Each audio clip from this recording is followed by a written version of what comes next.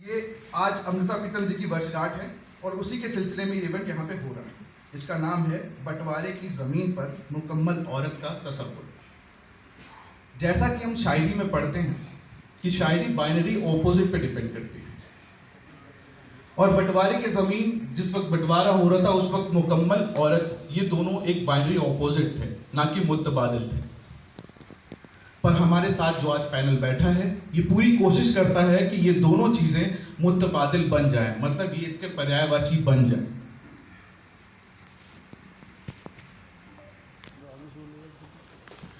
अमृता जी मेरे जीवन में एक खत की किताब से आई जो किसी ने मुझे दी थी।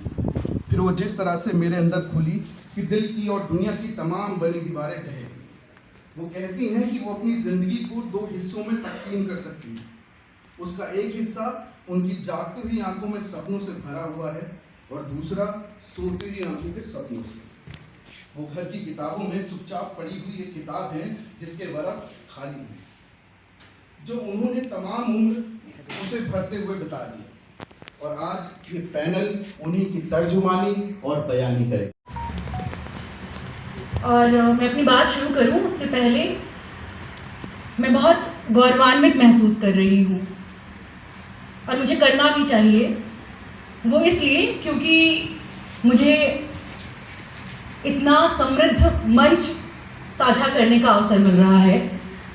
शशिकला राय जी, रजनी गुप्त जी, सुजाता जी, सुशीला पुरी जी, ये सब साहित्य जगत की वो ज़हीन शख्सियतें हैं जिनको मैं पढ़ती आ रही हूँ और जिनसे कुछ ना कुछ सीखती आ रही हूँ। So thank you so much the mockingbird team कि आपने अमृता प्रीतम के जन्म जयंती पर यह विशेष अवसर मुझे प्रदान किया। और अब बात बंटवारे की जमीन की। जब एक नगर पत्थर का होता है और उस नगर के राजा के पास कान नहीं होता, और तो और उस नगर की प्रजा के पास आवाज नहीं होती, तो फिर बंटवारे की जमीन तैयार होती है।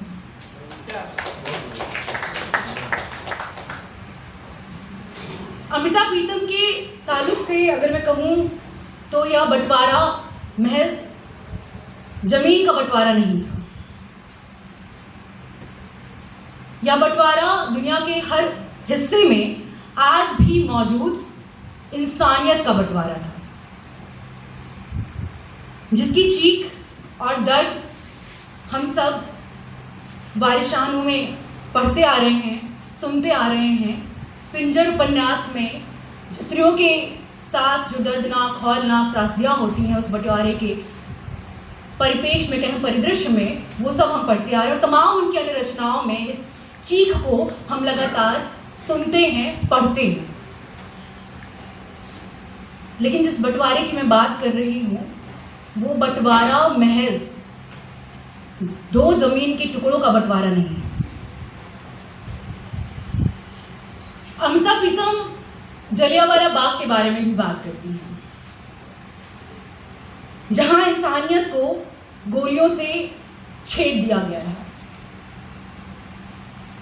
वो साइबेरिया की बात करती हैं जिसकी जमीन पर चीखों के टुकड़े बर्फ में आज भी जमे हैं। वो उस कॉन्सेंट्रेशन कैंप की भी बात करती हैं जहां इंसानी मांस की गंध भट्टियों की राख में सोई। अमृता प्रीतम उस कराकू यवाज की भी बात करती हैं जिसकी कुल आबादी एक पत्थर के बुद्ध में सिमटी। ब्रांड है, सब लोगों को पता है, टाटा प्रोडक्ट है। हम लोग 22 कैरेट गोल्ड में डील करते हैं, हॉलमार्क ज्वेलरी, और डायमंड में 3 कैरेट गोल्ड में डील करते हैं।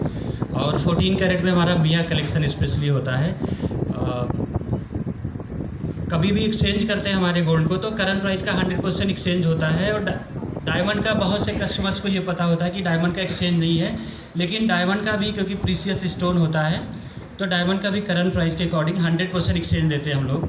7-8 ईयर में प्राइस जस्ट डबल हो जाता है डायमंड की कंडीशन में। जो मुझे 15 ईयर्स हो गए तो जो डायमंड का हिस्ट्री है वो बता रहा हूँ आपको। बाकी पुराना गोल्ड भी बहुत से कस्टमर्स को पता है कि तनिष्क बाहर का गोल्ड एक्सचेंज नहीं करता है। हमारे पास कैरेट मशीन है, कभी भी अपना purity free of cost test करवा सकते हैं आके।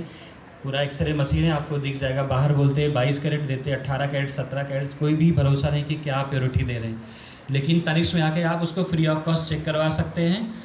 और इवन गोल्ड को एक्सचेंज करना चाहें तो हमारा मेल्टिंग जो प्रोसेस है या जो भी है बहुत ट्रांसपेरेंसी है। आपके सामने मेल्ट करके गोल्ड एक्सचेंज करके जो बेस्ट वैल्यू होगी वो बाइंग सेलिंग रेट नहीं होता।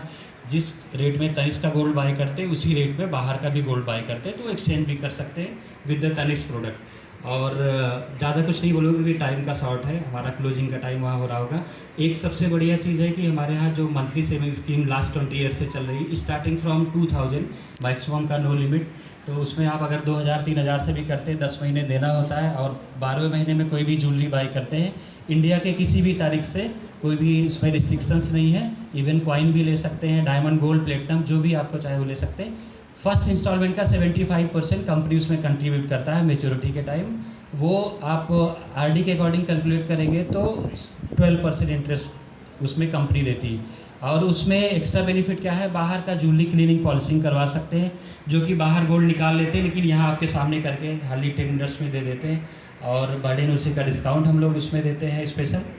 ठीक है, तो ये बहुत ज़्यादा नहीं बोलेंगे। Thank you so much. इसके बारे में पता है, आप स्टोर में भी आ सकते हैं और हमारा बाहर कैनोपी लगा है, वहाँ पे भी हमसे मिल सकते हैं। Thank you so much to all of you.